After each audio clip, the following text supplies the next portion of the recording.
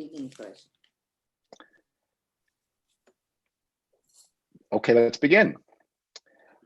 Adolf Al Schwimmer is not a household name.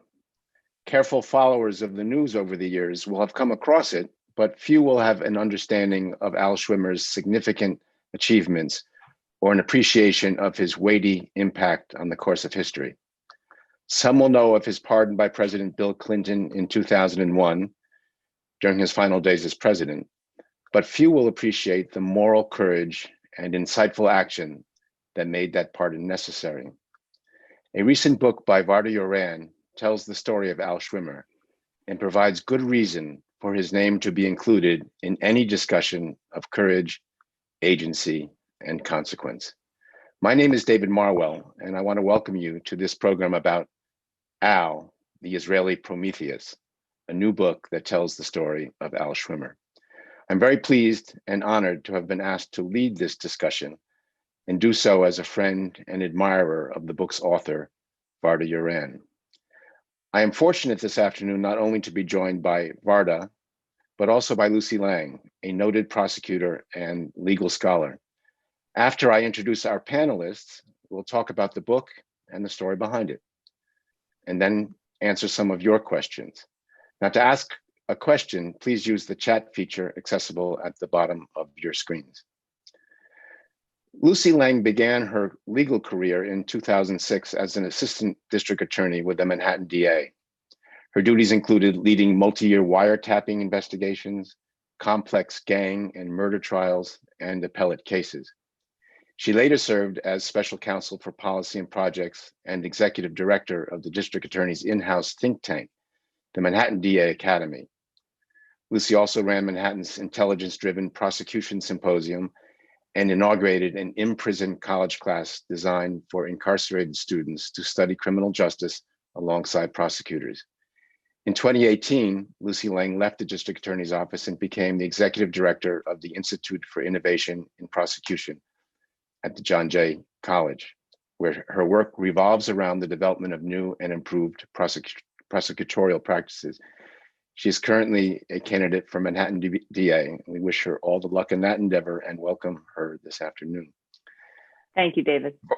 You're welcome. Varda Yoran is a remarkable person whom I got to know when she and her late husband, Shalom Yoran, were supporters of the Museum of Jewish Heritage, a living memorial to the Holocaust in Lower Manhattan, where I had been director for many years. Varda's brilliance, deep humanity, and profound sophistication are evident to anyone who is fortunate enough to know her.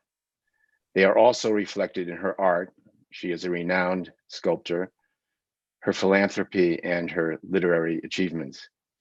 It is no wonder that Varda has a unique perspective on the world.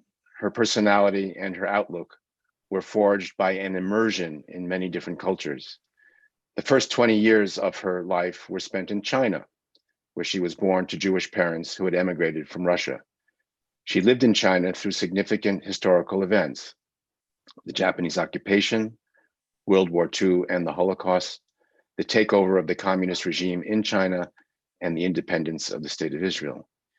She lived in Israel for 30 years, spent 2 years in the UK before relocating to the United States. It is no surprise that Varda's art, her sculptures, both transcend and are influenced by the many cultures that she had been exposed to throughout her life. Varda has participated in many group shows and solo exhibitions in the United States, Israel, Canada, Italy, Finland. She has five large outdoor sculptures in Israel on the campus of Tel Aviv University, Rabin Medical Center, the Israeli Air Force Center, and the Ghetto Fighters Museum. In 1996, Varda assisted her husband in the preparation and publication of his memoirs, The Defiant, which he had written in an Israeli hospital in 1946. A remarkable story of loss, survival, and resistance, Shalom's memoir stands alone, given that it was written so soon after the events it relates, and by a man with so powerful a story to tell. Varda's latest book, Al, the Israeli Prometheus, is the subject of our conversation this afternoon. So I welcome all of you, I welcome our panelists, and I hope that we'll have a really interesting and stimulating discussion in the next hour or so. So I think I'll direct my first question to Varda and ask her why she decided to write this book in the first place. What moved you to put pen to paper? I was moved to write about Al because I knew him. He and Shalom, my husband, worked very closely together for 22 years. About a year after Al established the Israel aircraft company, Shalom came to work there. And for 22 years, they had a very close relationship. And that became a friendship. And then his wife, Rena, and I were included in that friendship. And I always had tremendous admiration for him. I knew what he had done for Israel aircraft industries. I had heard somewhere that he had done some smuggling for the War of Independence and all that, but I really had no idea about what and how and why. And when Al passed away about 30 years after he retired from Israel Aircraft Industries, his wife asked me to write his story. And she provided all the information, all the articles that had been written about him and his memoirs and his interviews and the memories that he had shared with Rena. And that's when I got to know Al. I was amazed. I was amazed. So when I wrote that book, it was beyond anything I had expected to know about him. So Varda, you write the book in Al's own voice, almost as if he's speaking to you. And I wonder why you chose this method of telling his story rather than writing it in the third person like a conventional biography. Because it's very personal. If I wrote, for instance, if I would say, for instance, Al was very upset when the airplane crashed, and he kept telling his wife that he couldn't forgive himself because maybe if he had been there, it would have ended differently. It wouldn't have happened. Or, as I wrote it, I could never forgive myself for the crash that killed the pilot and the mechanic. Maybe if I had been there, it wouldn't have happened. Doesn't it sound different? The whole book would have sounded different, written as a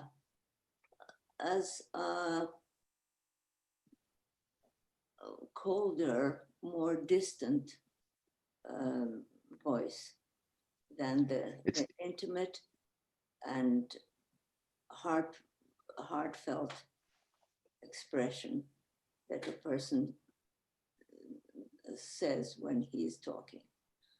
It seems to me that to be successful as you are in using that voice, that you have to have developed a tremendous empathy with the subject that you're writing about, and also would help. Yeah. Definitely. I wouldn't have taken it upon myself if I didn't feel so strongly about him. And do you think you could have done that without having known him? No. Oh. Definitely not. That's really, I knew him from Shalom's perspective.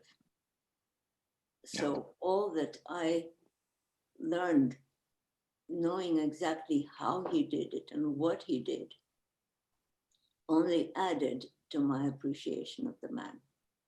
Right. So you touched briefly when you began speaking about the sources that you used to base this story on. I wonder if you could just tell us a little bit more about them.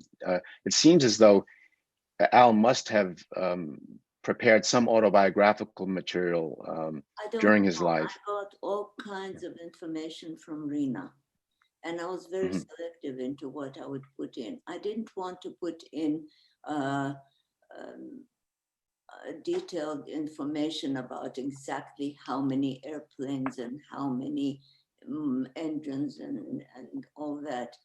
I wanted the person. I wanted to talk about.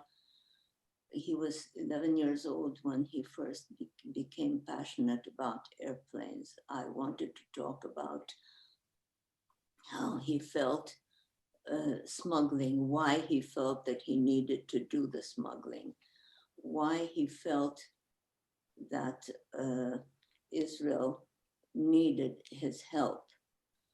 I wanted to get into the why and who he was rather than the exact historical number of planes that he provided. Okay, and I think that's what we'll try to do now. I was going to ask you what the title means, but I'm going to save that question till the end because I think that would be a good way to sum up the discussion. Let's get to Al's story itself because the book is obviously about it. The purpose of the whole thing. To quote Al, he said, justice and law and justice are not always on the same page. In order to do the right thing, sometimes you must defy the law. And that was what he lived by. Let's get to try to understand why he said that by learning what he did through his life and career. And I'm going to ask you kind of to help summarize the kind of narrative of his life and of his career pretty briefly, but we want to be able to give the audience some understanding of who this man was and how he came to make that statement about life and justice. So what was his family background? Where was he from? Who were his parents? He was born in Connecticut, in Bridgeport, Connecticut. His parents were immigrants from Hungary, and they had a very difficult time during the Depression. That's when he was growing up with his three sisters. And he was always a very compassionate person.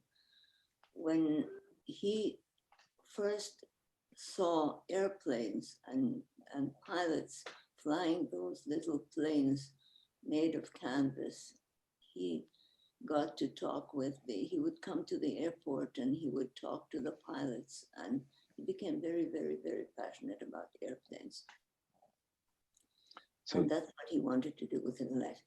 When he was 15, he dropped out of school because he felt it was more important to put food on the table for the family than to get his education. And his career started first as an apprentice with airplanes, and then he moved to California and he started working for TWA, and he gradually rose to become a flight engineer during World War II, and he did heroic and exciting things. And that was his direction all his life. And the humanity, the compassion and sensitivity was always there. So it was very natural that when he heard about what was happening in Palestine to the Jewish people, to the Jewish community, that there was supposed to be, when the British mandate was in Palestine at that time, and the United Nations had voted really by a resounding majority after the Holocaust that the Jews are entitled to have a home of their own, a country of their own. And of course, the Arabs were not happy about that. And war was inevitable.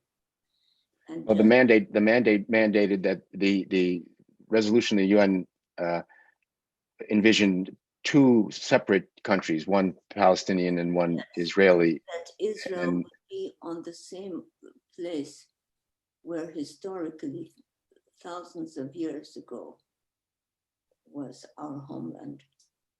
And for 2,000 years, the Jews had no home at all. And we were trying to get back our own country. And the United Nations voted that we're allowed to do that. so the United Nations vote was in November of 1967. And it held that in May of the following year, the British would withdraw from in 48. No, the UN voted in 1947, but they directed that in May of 1948, the British would withdraw, and then this partition would take place. And war was inevitable. And just at that time, the President of the United States decreed to revive the law that no military equipment would be sent to the Middle East. And the only ones who were affected were the Jews, because the Arabs, the law didn't apply to anybody else. And the Arabs and the British and all other countries were helping the Arabs. And Israel, the only ally, really serious, deep ally they had was the United States. And here the United States, they're saying they're not sending any arms. may I just interrupt in 1 second, because I want to just make sure that everyone understands that the law that you're talking about was the Neutrality Act of 1939. And Yes. Lucy, correct me if I'm wrong in my understanding of this. The Neutrality Acts were actually developed, there were several of them during the 1930s, on the part of isolationists who wanted to protect against America becoming embroiled in another world war. They were thinking of the First World War. Yes. And yeah, it's true. But the Jews were the only ones who were affected by it. Right. And that the act was enacted in 1939, but nobody paid any attention to it. The people continued doing business and exporting arms and so forth. Here, they revived it, and suddenly it became the most important law of the country. So Al felt that he had no other choice but to do something rash about helping his people, the Jewish people in Palestine, by smuggling out the military equipment that they needed, planes and engines and spare parts. so I think it's important now to mention that at the end of World War II, the United States, which was a tremendous producer of arms, aircraft, tanks, other kinds of weapons, had a tremendous amount of surplus weapons, airplanes, and other armaments that were kind of rotting away in surplus fields and warehouses around the country. And this is the material that Al focused on. That's right. They acquired the surplus planes and repaired them and tried to make them functional and usable.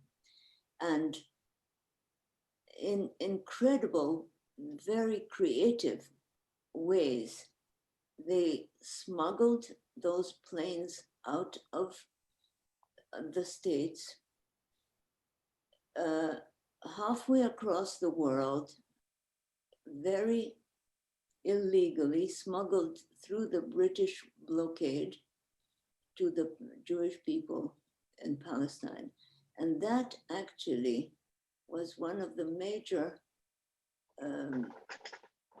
things that happened that enabled the Jewish people to withstand the 5 armies that attacked Israel to prevent the independence. There were 600 Jews, and millions of Arabs. Let's let the audience understand a few of these kind of creative and inspired ways that Al was able to procure and smuggle out the airplanes. Let the people The read establishment. if they're Yeah. interested. Let the people read the book. I just think a little Vorspeise of.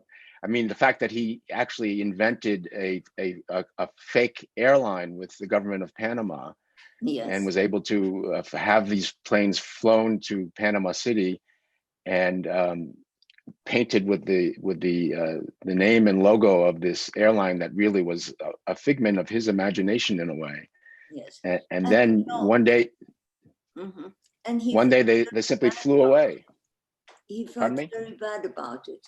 And he said that if the American government hadn't put on this embargo that in his opinion was completely unjustified and not in the name of justice at all, if the American government wouldn't have had that embargo, he wouldn't have had to turn to all these ruses in order to help the Jewish people. So he didn't blame himself so much, but he said he Right. had no choice. And there I were think other it's things that he did that were very, very creative, very imaginative. But that was what I don't believe that Israel would have been able to survive, to win the war the way they did if it hadn't been for what Al and the people whom he enrolled did it. He always minimized his own part in it. He said, I didn't do it alone. Of course he didn't do it alone, but he was the one who masterminded it. He was the one who enrolled everybody.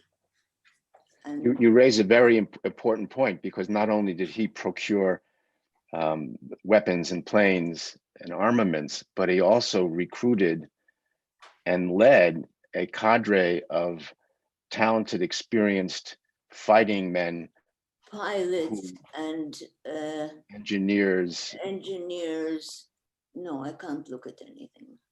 Pilots and engineers and businessmen and actors and anybody who was felt that they were able to contribute something to his missions. What? So he was both.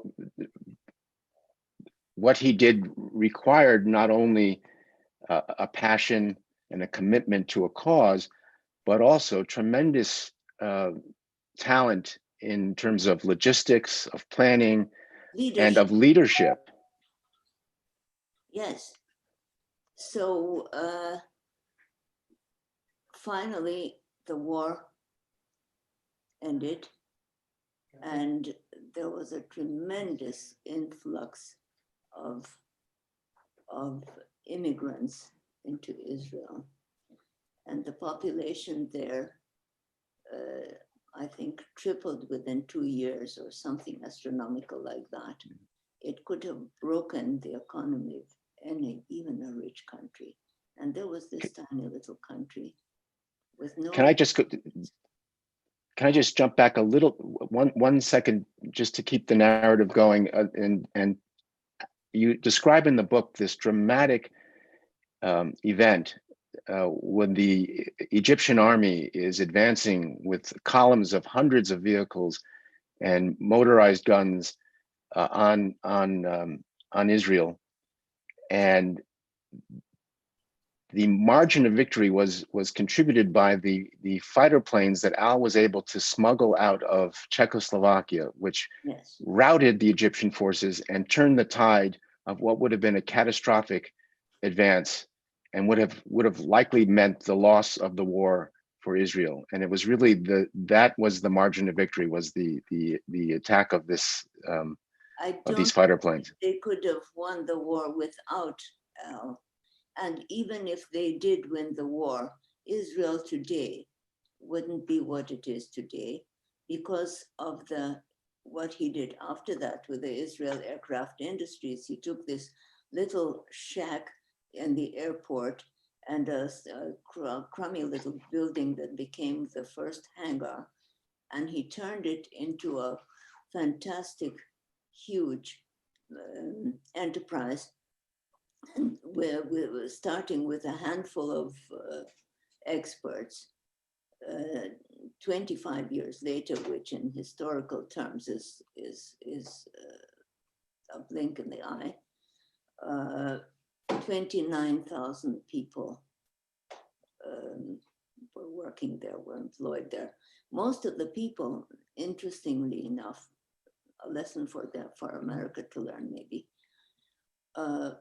he took from the influx of immigrants, he took mainly the unemployed workers who most of them didn't know Hebrew. None of them certainly knew anything about repairing airplanes.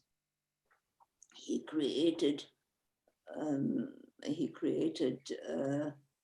instructions and manuals and training for the people. And they were the ones who built that aircraft company and turned it into 29,000 employees that worked with 20 foreign countries, Americans. And 2 years after he started the business, they already received international permits to work with international planes. And Isn't it true, Varda, that Al started that company really at the request of David Ben-Gurion, who recruited him? He was living then in the United States. Yeah, because he knew him from the smuggling time. So afterwards, there was a court case a few months after Israel became independent. The American government sued Al and the other guys who worked with him for breaking the law. And there was a court case that lasted longer than the smuggling operation itself did. And Al was punished for this. This was the prosecution under the Neutrality Acts in 1950, when and so they were punished for that, and they were deprived of their rights as Americans. And they couldn't vote. They did not get the GI Bill of Rights. They were not allowed to have any kind of government positions. And so Al was prosecuted by the United States government and several of his colleagues for having violated the Neutrality Acts by smuggling weapons as an unlicensed arms dealer, in a sense, and providing them to Israel. Now, they didn't capture Al. They didn't set up a sting and captured him. He actually surrendered to the authorities voluntarily. No. He was handed a subpoena, not a subpoena. What do you call it when you indict somebody? Well, there was, I suppose, an arrest warrant for him, but as I understand it, no, they didn't shackle him. They just handed him the papers, and he came. They served him. They served him the papers, and he could have remained in hiding in Israel. Yeah. He was living in Israel at the time. Right. He could have remained in hiding and been a fugitive from the country that he loved for the rest of his life. He chose not to.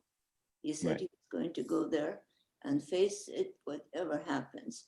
And he had an agreement with Ben-Gurion, who was always telling him, why don't you learn Hebrew? Why don't you learn Hebrew? He says, if I'll be in prison, I'll learn Hebrew.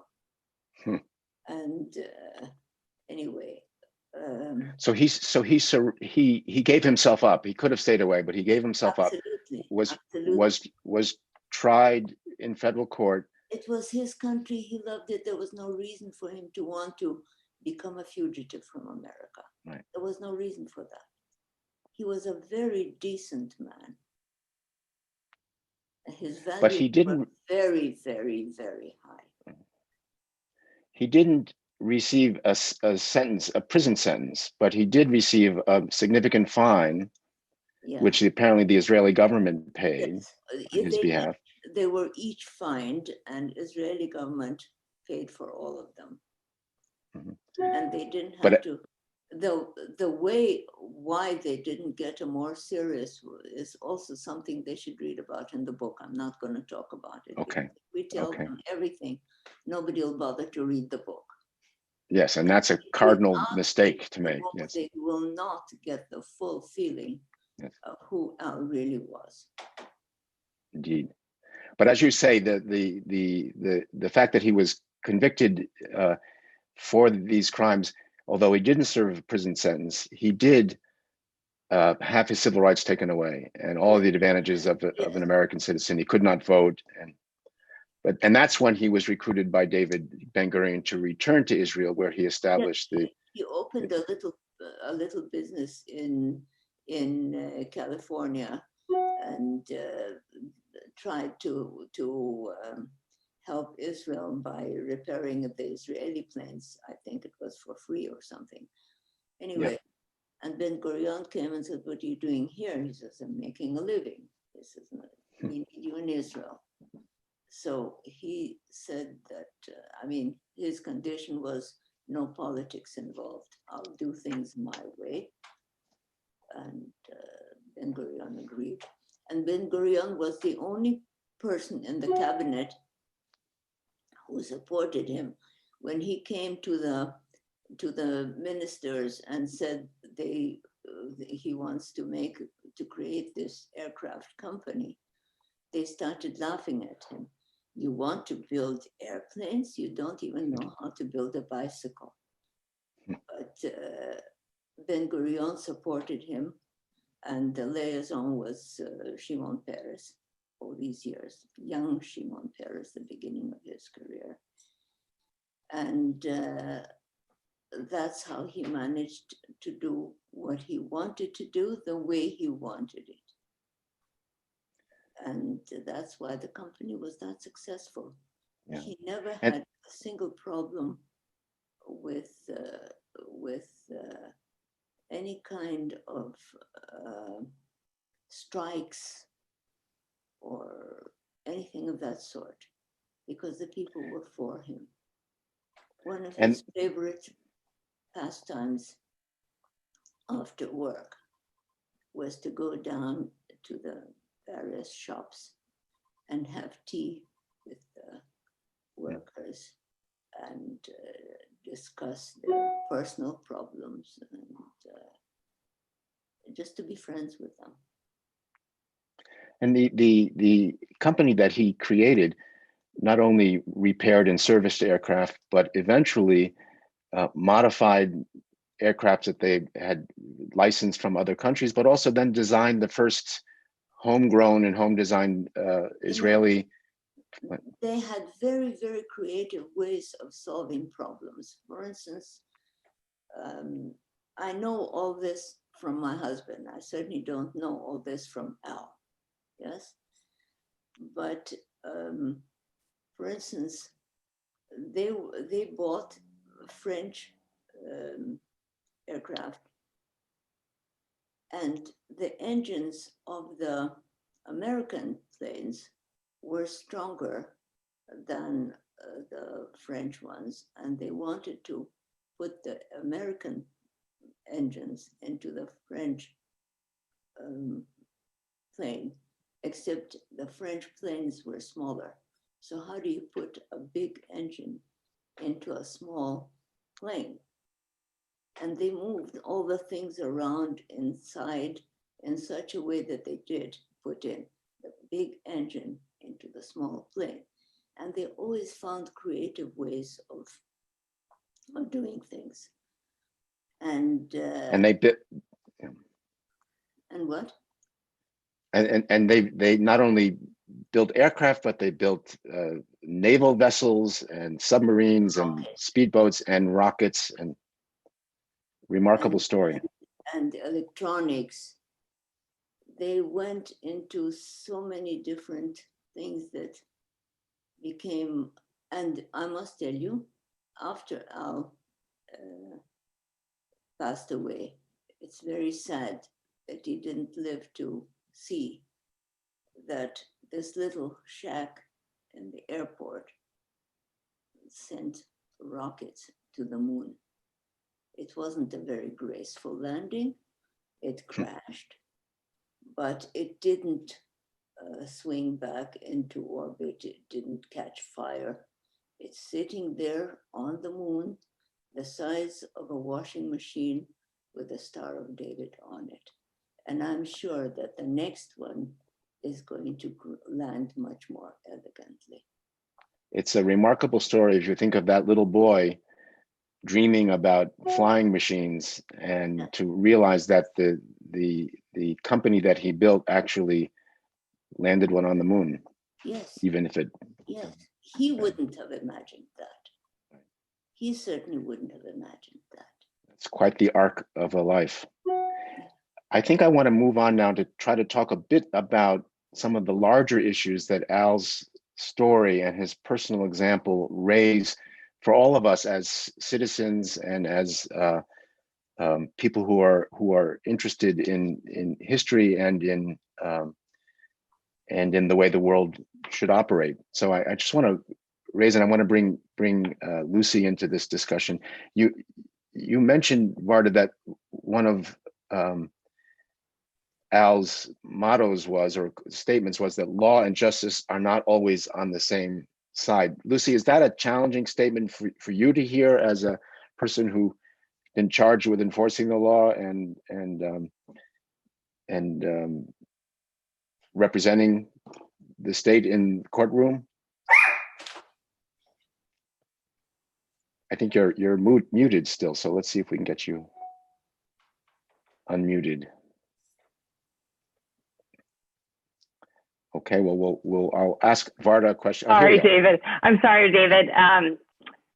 The settings are such that we have to be unmuted by the host. So right. I'm really glad to be having this conversation right now when the forces of isolationism are looming large in this country. And in some ways, your highlighting of Al's heroism, Varda, is incredibly relevant in a way that maybe it hasn't been in my lifetime in this country. And I think that it's worth putting Al's decisions in context of the great American tradition of civil disobedience and of the fact that he did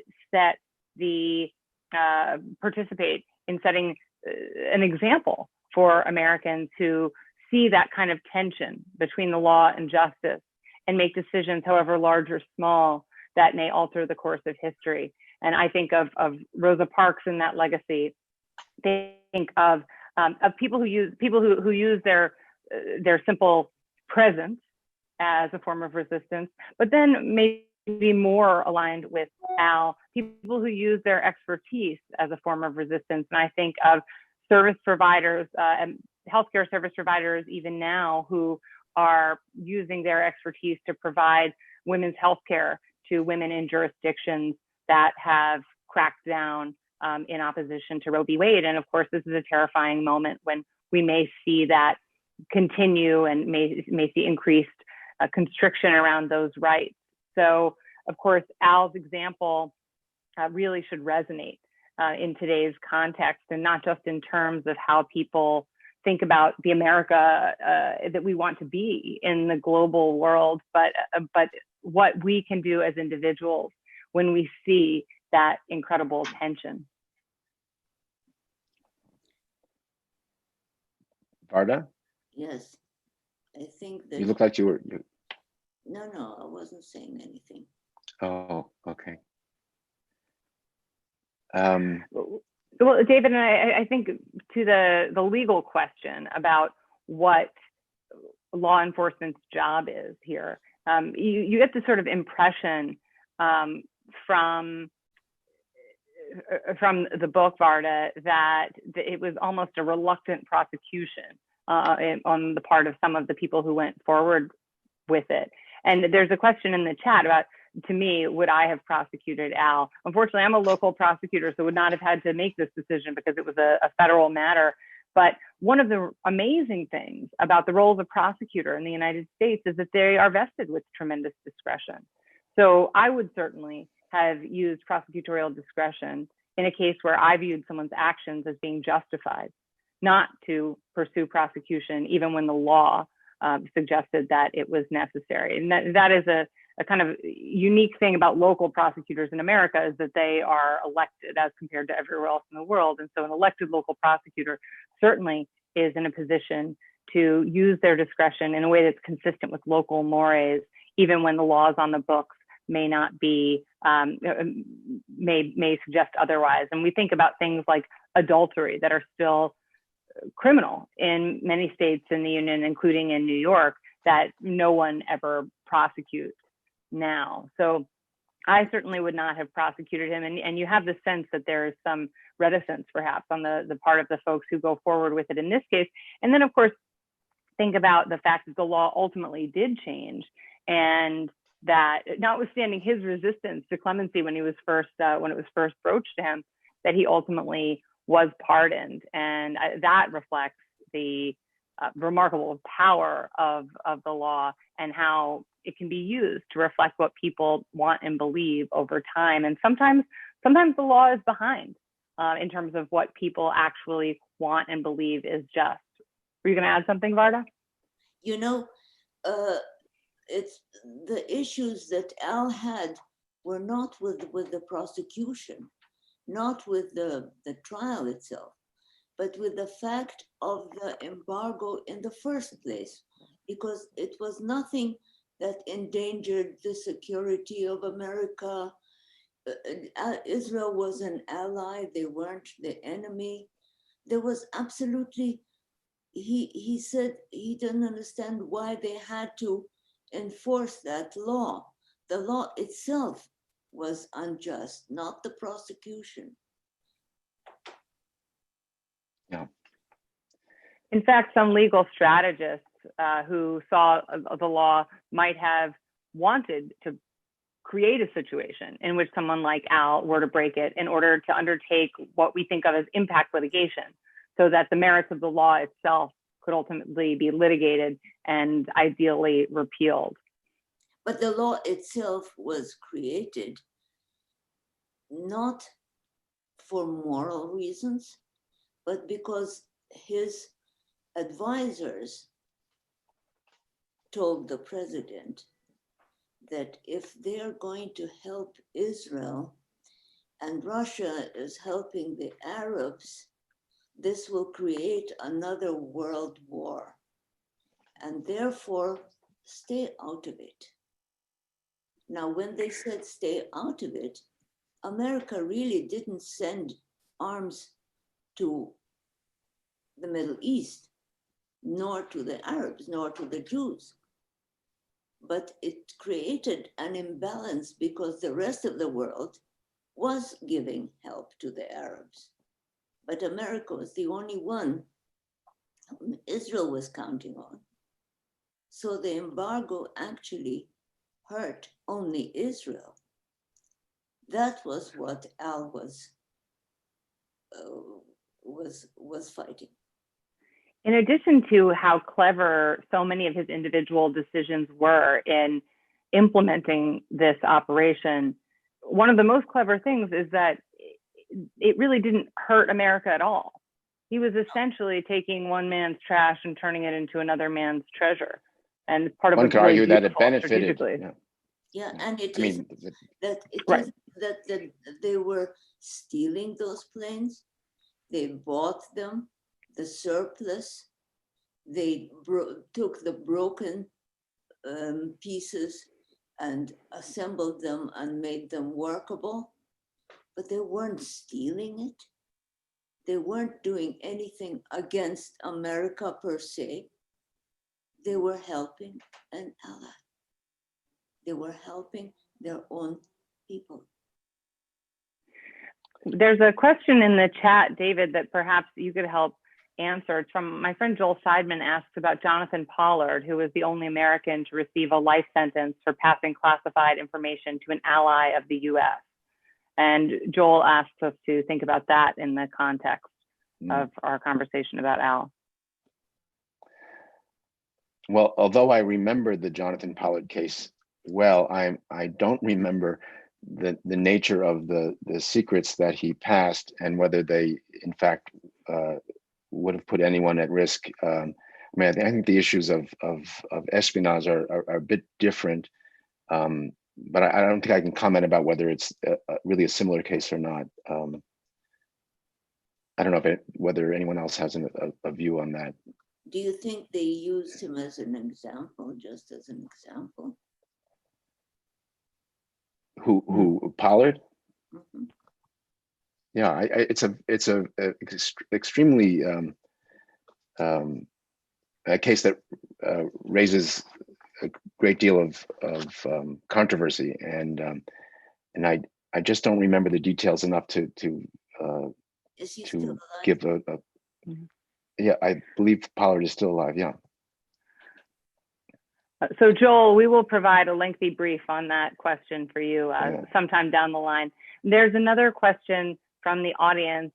Varda, do you believe that Israel would have created an airline industry without Al's work? No, of course not. Of course not.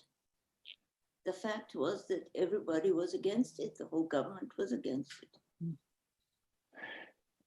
I think that the story of Al Schwimmer raises some questions for me. I remember when I first began studying history many years ago, there was a kind of classic debate between what makes history move forward.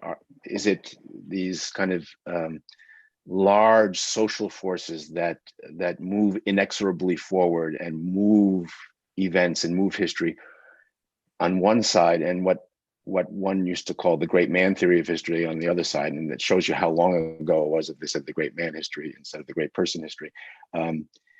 And I think Al's question, if you have the thought experiment, if Al didn't exist, had he not had this combination of creativity and passion and commitment and courage, would the world have been different? Did the impact he make, was it significant to have really affected the history of our time? I think, Varda, that's a good one for you. Look, some people live through history, some people participate in history, some people create history. And you don't have to be a super powerful person with endless resources. I'll prove that. I'll prove that when you have the compassion, when you have the drive, when you have the purpose, and you have the guts, you manage to do incredible things. So that leads me to another question that I have, which is for us normal people who history may not place in a position to make significant difference, who go about our everyday lives and make our everyday decisions and how to operate and what to do. Are there lessons from Al's example that will help us in not perhaps change history, but to make the world better, or to have some kind of impact? Is there something that we can draw, even if we don't have the opportunity to have the kind of impact that he had? First of all, the Jewish concept of make the world better. You can't always change the world. But if you change whatever is within your range of vision and make it better, it's like throwing a pebble in the ocean and the ripples. Al's ripples have been going on for 70 years. Yes.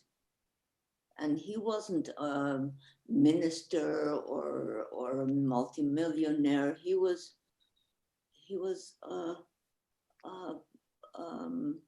flight engineer. He was,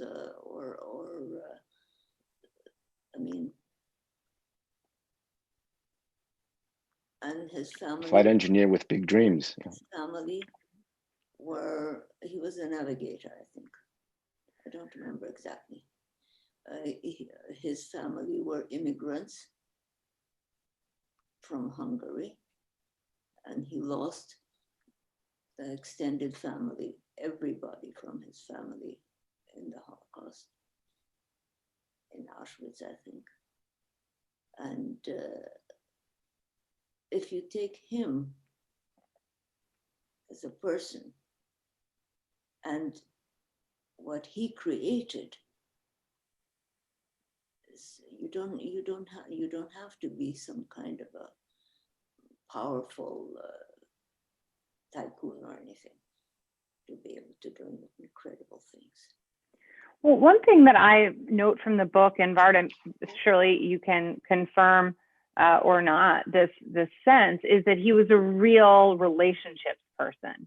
And you get the sense from reading that he was someone who really prized getting to know people, and then had the leadership skill of being able to match people with a task at hand. And that seems to have been part of why his operation was as effective as it was, both the smuggling operation and then later the building of the aircraft industry. So for sure, it seems to me, David, in answer to your question, one of the key things is, because we never know when history will present an opportunity for tremendous impact, but that by prizing relationships, maintaining relationships, staying connected to people, knowing people, that may put great men and women in a better position to call people to arms, such as it is, when a crisis occurs or when there is need. True.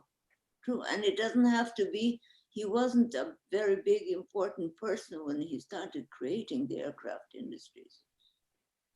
I must tell you something in a different direction. On my 80th birthday, we had a party in Israel, and we invited Al, of course, and there were all kinds of people. There were people, friends of ours, who worked in Israel aircraft industries for many years in Shalom's division, and they were friends. And there was one table with the Israeli guys from Israel Aircraft Industries. They were all retired. None of them were dependent upon Al for their livelihood anymore. And Al walked in, and he came up to their table, and they all automatically stood up. It was so moving, the respect, the admiration after all these years, when they are no longer employed by him. They don't owe him anything. They spontaneously all stood up. I mean, I was really touched. That shows the kind of person he was. He wouldn't have deserved it. He wouldn't have gotten it. Roque asked a question in the chat that's relevant to that, which is, while the country is still young, the history of Israel is still being written, is Al considered a hero in Israel? And perhaps what does the notion of hero mean to you, Varda?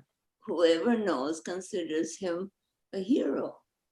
But the problem is that most people don't even know. That's why I wrote the book. Because you ask the average Israeli, young or old, who is Al Schwimmer? Somebody will say, oh, I think he was the director of Israel Aircraft Industries. True, he was, but he created it. He wasn't just the director. He also did other things. Somebody else will say, oh yes, he was part of the smuggling thing of the airplanes. He wasn't part of the smuggling. He created it. I know the whole story of Al. And if you do, then he will definitely be. And somebody else read the book and said to me that they think it should belong in the schools to teach, when the people teach about the Holocaust and about the creation and about the history of Israel. Al should definitely be a part of the history of Israel. The You know, problem is that I don't know anybody in the education system, and I don't have the power to push that book to become part of the school system. apropos your question, Lucy, in one of the last interviews with Al, at least one, the last one that I could find online, he's asked about that very question. Are you a hero? Do you consider yourself a hero? And he said, I don't feel like being an American or an Israeli hero. And he says, what for? And then he says, it doesn't fit me. So I think this gets at his modesty and his, which probably was, you know, along with making relationships, and maybe the key to making relationships is that kind of sense of yourself and where you belong and how you behave. I promised everyone that we'd hear from Varda why she chose the title "The Israeli Prometheus" for her book, and maybe we can circle around and give Varda the opportunity to enlighten us. You see, when I had my first draft, I lent it to a friend to read, and we were discussing it, and he says, you know, reading the book about Al reminded me of the mythology of Prometheus, that the gods took away fire from the people, and Prometheus stole the fire and gave it back to the people. The gods punished him, they gouged out his eyes, but the people had their fire. And I liked the comparison so much. Al went against the government. He smuggled out the planes. He was punished for his misdeeds, but the people had their planes. I liked the comparison very much and decided to use it as part of the title. Well, I'm glad you did, and I would recommend to everyone watching to buy this book and to read this book, and you will be warmed by Al's fire. And I want to thank Lucy, and I want to thank Varda very much. Available on Amazon. It's Yes, available on I think Amazon. It's even, yeah, on Kindle for those who can't read. so. Thank you very much, everyone out there watching, and thank you, Varda, and thank you, Lucy. Thank you, David. Thank you, Varda. Thank you, Lucy. Thank you, David, for leading the thing. And thank you, Lucy, for your deep contribution. See you soon. And let's see.